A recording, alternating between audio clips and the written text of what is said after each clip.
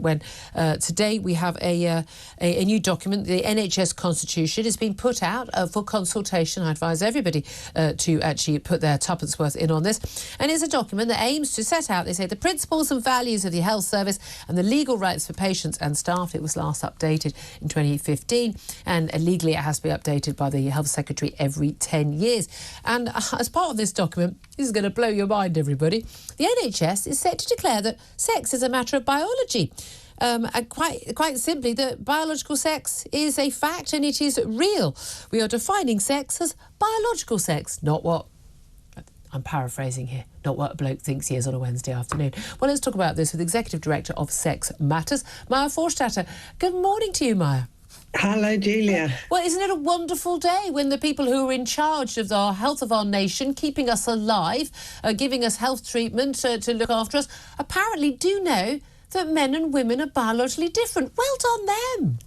Isn't it? Finally, it's an outbreak of common sense. I mean, it really does blow my mind that this needs to be said. And one of the things I must say, I mentioned before, I had a right old go at the Health Secretary for Atkins when I saw it at an event quite a few weeks back about, you can't just give guidance on things, like what happening in schools or in hospitals. You need to make it really clear what you can and can't do because women are being thrown under a bus. Now, we understand this isn't just about, declaring the difference. It's about, trans women, i.e. men, being in women-only wards. This is also about the language that is used in NHS health warnings, so people with cervixes and people with ovaries. And yet suddenly it's always about men with prostate problems, isn't it? And testicular cancer. It's never about people with testicular cancer. And actually recognising the reality of that. And mums, not being chest feeders, but breastfeeders. Do you think that this is a real sea change, or is this just tinkering around the edges? I do. I do think it's a sea change. It starts with the Principle 1 of the NHS Constitution, which says that the NHS is for everybody, and it lays out the protected characteristics in the Equality Act. And when it was written in 2009, someone snuck in gender instead of sex, and that's where the trouble started. Right. And so then every time they made a policy about protecting women or single-sex services, whether that's who you're sharing a hospital ward with or who's examining you, wherever they said sex, they got confused and they replaced it with gender identity. Yeah. So they're starting right at the top, and hopefully that will feed through into all of the operational policies. And they'll do what they said. But how is this allowed to happen? Because this is the thing that I find so frustrating is, again, when the Tories act on these things, you think, great, well done, because I'm sorry, that I think Labour and Lib Dems, the SNP, and I'll get to the SNP with you, are frankly all mad on a load of this stuff. They're fully signed up to what we're told is progressive agenda. It's not. It's a misogynistic, anti-women and anti-gay agenda, I would say, as well. And yet, Tories have been in power for 14 years. Suddenly, have they realised that lots of women care about this and actually it might affect our vote? Quite possibly. It's very interesting what the response has been from the Doctors' Union, from the NHS Confederation, which is the group of NHS senior managers. They've all said, what about the poor trans women? Oh. None of them have come back and said, this is great, this gives clarity to our healthcare professionals to know that they can look after women and girls.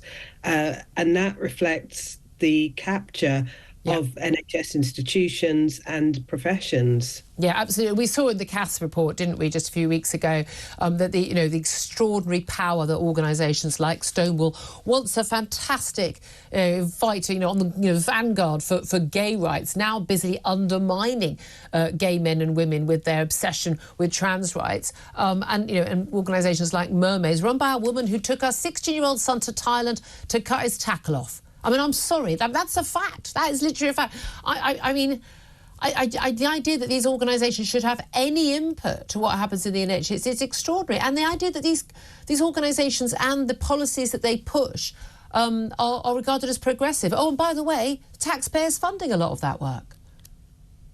Yes, absolutely. I hope that every political party is going to recognise that this is not what people want. What people want is privacy and dignity. What they want is their healthcare records to be clear and accurate, even for trans people, even for people who say they're non-binary. Their doctors still need to know whether they're male or female, and that needs to be recorded clearly. And people like Matthew Taylor of the NHS Confederation are calling this a culture war. It's not a culture war. It's a fact war. It's a fact war, and we're on the side of facts. Yeah. I am so fed up, and I'm sure you are, as someone who lost your job just for stating biological fact. You know, no hatred, no transphobia, it's biological fact. And thankfully won your case on appeal. That we're accused of a culture war. We didn't start this. We were just getting on with our lives. You had a job, I had a job, we got on with it. And then suddenly people started saying that, well, you know, you're a subset of women. You know, and you don't actually have the rights to the sort of safe spaces and the private spaces which are, you know, our mums will have fought for us to have. We didn't start this war. Absolutely. We didn't start this. We didn't make it a culture war. But these organisations, by adopting these crazy policies, have made it into a war. And it's not going to end until we get women's rights and privacy and dignity back. Yeah, indeed. Although I have thought, though, under this Constitution, one of the things it suggests is that, you know, trans women, i.e. men, trans-identified men is what we should be calling them, not trans women. They aren't women. They can live like that. They can call themselves what they like. They can grow their hair, wear a wig, have a boob job. They can do whatever they want, wear whatever dresses you want.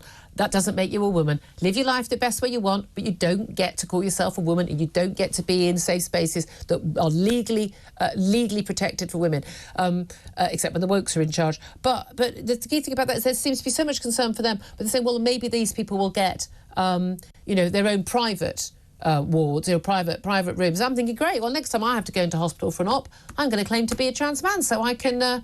Which I think I could easily do. I've got a firm chin.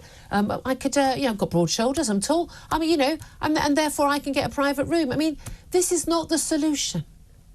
No, and I think the devil will be in the detail. Yeah. And what it says is that people can get private rooms, and people, you know, clinicians can allocate people, nurses can allocate people to private rooms for all kinds of reasons, and it's going to depend on who needs them, what the medical need is. Yeah. So it definitely doesn't say that trans people should be given a priority, guaranteed a private room. And then there's the question of in which ward. So this is not just the kinds of wards, you know, with beds with curtains around. They're also mental health wards where people are walking around, they're interacting. You know, it's not just a question of is somebody in a separate bedroom, but also when people are moving around and interacting, are women being forced to pretend that men are women? Yeah. And staff as well, that's the thing. Just finally, I do want to ask your thoughts on Humza Yousaf going. Again, he mentioned the culture wars. It was the SNP that started it in Scotland. They've been in power all these years. Do you think that, you know, there's some hope for some sanity returning, both in Scotland as well as in England? I really hope so. I mean, I think for so long people have looked at this issue and said, oh, it's toxic, it's a culture war, it's not serious, you know, it's too dangerous to talk about. And, you know, that's now come home to roost for Humza Yousaf. And I really hope that Scotland will also follow in things like getting its NHS back to seeing that is real. Fingers crossed. Maya Forstater, you've been fantastic on this. You've been a warrior queen. Executive Director of Sex Matters, thank you very much. Quick word from Tom Slade.